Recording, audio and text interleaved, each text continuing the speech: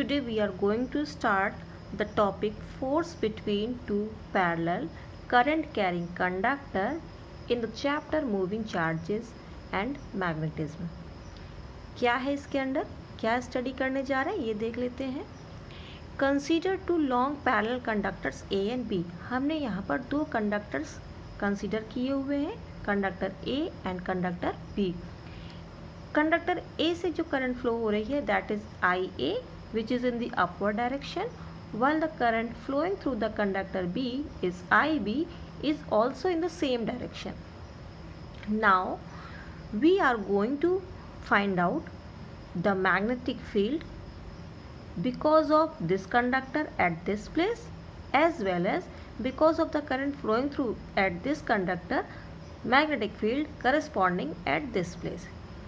पढ़ रखा है हम लोगों ने कि जब भी कोई करंट कैरिंग वायर किसी मैग्नेटिक फील्ड में रखी जाती है तो वो फोर्स फील करती है. बट यहाँ पर हम देख रहे हैं कि यहाँ पर कोई भी फील्ड अलग से सेटअप नहीं, केवल फील्ड के नाम पर, मैग्नेटिक फील्ड के नाम पर कोई फील्ड नहीं है, बट यहाँ पर दो करंट कैरिंग वायर रखे हुए हैं. And we know it very well that the current carrying wire can creates a magnetic field around it. It means ये वाली जो वायर है ये अपने चारों तरफ एक मैग्नेटिक फील्ड को क्रिएट कर रही है. जब ये वायर अपने चारों तरफ मैग्नेटिक फील्ड बना रही है तो इसका मतलब यहाँ पर भी बना रही होगी. अब ये वाली वायर इससे बनी हुई मैग्नेटिक फील्ड में यहाँ रखी हुई है. इसका मतलब इसके लिए तो एक्सटर्नल मैग्नेटिक फील्ड मिल गई. एक्सटर्नल मैग्नेटिक फील्ड कैसे बनी यहाँ पर? Because of the flow of current in this wire. In the similar manner this current carrying wire is also placed in an external magnetic field created by this current carrying conductor. अब चलिए देखते हैं कि क्या होगी. हम यहाँ पे कुछ नेमिंग कर देते हैं. नेमिंग क्या कर रहे हैं कि इसके थ्रू, इस करंट कैरिंग वायर के थ्रू जो मैग्नेटिक फील्ड यहाँ पर जनरेट हो रही है that is capital B in suffix B. और इस वायर के थ्रू यहाँ पर जो मैग्नेटिक फील्ड क्रिएट हो रही है that is magnetic field B due to the wire A. चलिए अब हम थोड़ा सा फॉर्मूला एक बार लिख लेते हैं. हमें पता है, हम पढ़ चुके हैं कि एक स्ट्रेट करंट कैरिंग वायर के अक्रॉस मैग्नेटिक फील्ड कितनी होती है. ये हमारे पास एक फॉर्मूला है, म्यू नॉट आई अपॉन 2 पाई ए. कितनी दूरी पर? तो अगर हम ये कह दें कि ये दो वायर्स एक दूसरे से डी डिस्टेंस पर रखे हुए हैं तो इस करंट कैरिंग वायर के कारण यहाँ पर जो मैग्नेटिक फील्ड इस्टेब्लिश होगा that is mu not I A upon 2 pi D. अब इसका डायरेक्शन क्या होगा? डायरेक्शन देखना चाहें तो डायरेक्शन भी देख लेते हैं. डायरेक्शन देखने के लिए हमें यूज़ करना होगा right hand thumb rule. What is right hand thumb rule? Right hand thumb rule states that when we hold the current carrying wire in such a way that thumb indicates the direction of current, then the curled fingers gives you the direction of magnetic field. तो अगर इस वाली wire से current ऊपर जा रही है तो हम इसे ऐसे होल्ड करेंगे, और जब हमने इसको ऐसे होल्ड किया तो ये जो हमारी फिंगर कर्ल हो रही हैं तो ये कर्ल के कारण यहाँ पर जो मैग्नेटिक फील्ड हुई वो इनवर्ड चली गई. इस साइड फील्ड कैसी है? इनवर्ड है, और इनवर्ड को हम क्रॉस से रिप्रेजेंट करते हैं. तो यहाँ की जो फील्ड हमारी हो गई वो किधर हो गई? जो B A at this point है दैट इज इनवर्ड. वो फील्ड हमारी कैसे स्टैब्लिश है? इनवर्ड स्टैब्लिश है. इसी तरह से अब हम इस वायर के लिए बात कर लेते हैं. अब इसको भूल जाते हैं, अब इसकी बात करते हैं. अब इसमें क्या बात करें कि अब हमारा केस बन गया यहाँ पर this current carrying wire is placed in this external magnetic field so it will experience a force. Now what is the force formula? Force is given by I L cross B. What is L? L is the length of wire. B क्या है? Magnetic field. Current I B. तो हमारा जो force बनेगा, force experienced by the conductor B is F B is equal to I B L B sine theta. यहाँ पर current ऊपर की तरफ जा रही है, वायर की लेंथ ऊपर है, और जो मैग्नेटिक फील्ड है वो ठीक इसके परपेंडिकुलर है. That means the angle between the current carrying wire and the magnetic field is 90 degree. Now what is the value of sin 90? It is equal to 1. So the formula becomes FB is equal to IBL, और यहाँ पर हमें BA की value अभी हमने ऊपर calculate कर ली, this is the value of BA। तो वो वैल्यू जो भी हमारी आएगी, जो भी वहाँ पर दी गई है, वो हमने यहाँ पे पुट कर दी और हमें फॉर्मूले में क्या मिल गया, FB इज इक्वल टू, इस कांस्टेंट को हम इधर ले आ रहे हैं, mu naught upon 2I IA IBL upon D, ये हमें फोर्स मिल गया। Now force per unit length क्या होगा कंडक्टर V पर, तो L से डिवाइड कर दे, लेंथ से डिवाइड कर दे। तो जब हमने लेंथ से डिवाइड कर दिया तो हमें मिल गया mu naught upon 2 IA IB upon D।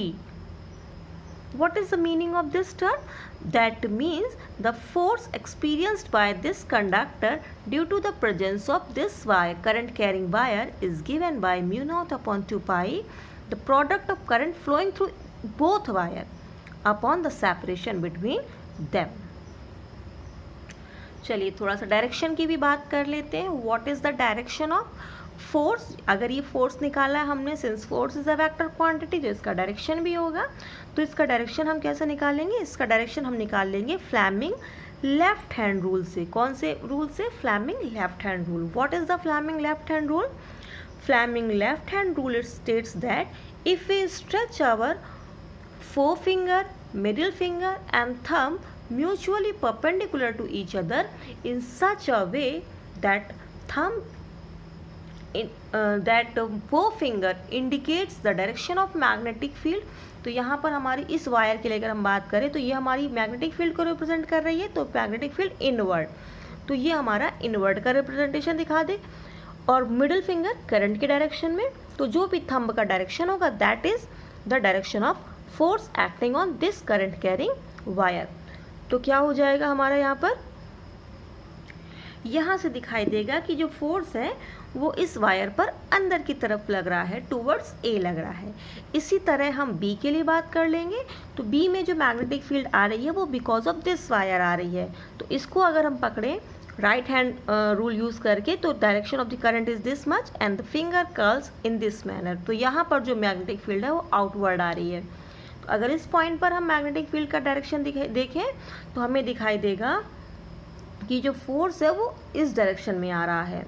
तो both force will be equal since the formula of force, जो फोर्स का फॉर्मूला है इसमें आया है म्यू नॉट अपॉन 2 पाई IA IB। दोनों ही वायर की करंट आई हुई है और दोनों के बीच का सेपरेशन आया हुआ है।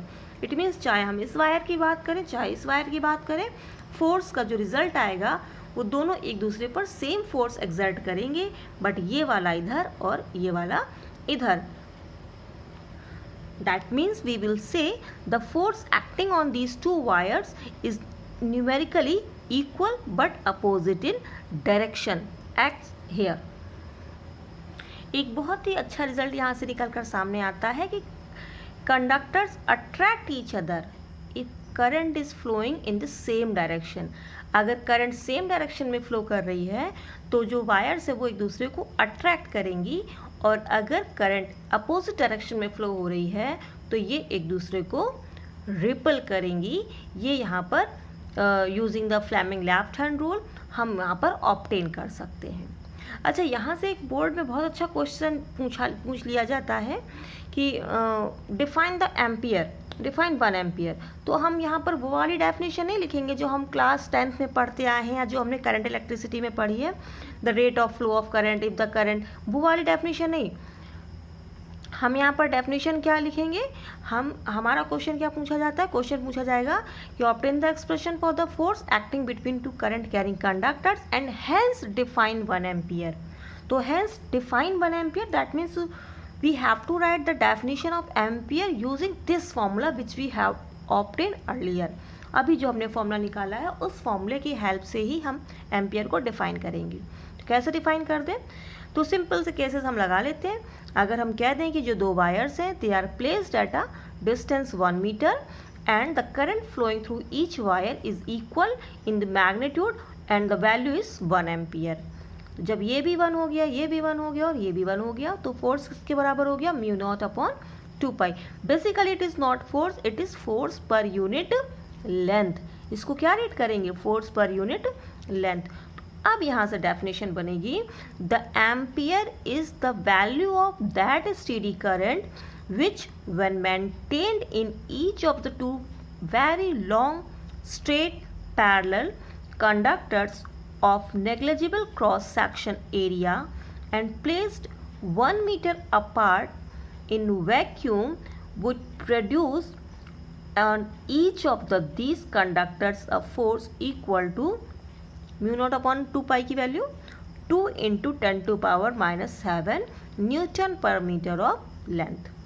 इज दैट क्लियर कि क्या कह रहा है एम्पियर की डेफिनेशन के लिए, कि अगर हमारे पास दोनों वायर्स हैं एक दूसरे से 1 मीटर की दूरी पर रखी हैं, उनमें करंट 1 एम्पियर की फ्लो हो रही है, तो जो फोर्स है वो इसके बराबर होगा।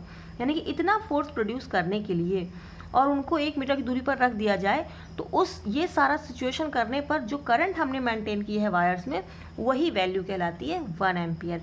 तो यहाँ से एम्पियर की डेफिनेशन हम इस तरह से देंगे। तो इसी तरह से ये टॉपिक यहाँ पर वाइंड अप हो गया और अब हम प्रोसीड करेंगे नए टॉपिक की तरफ।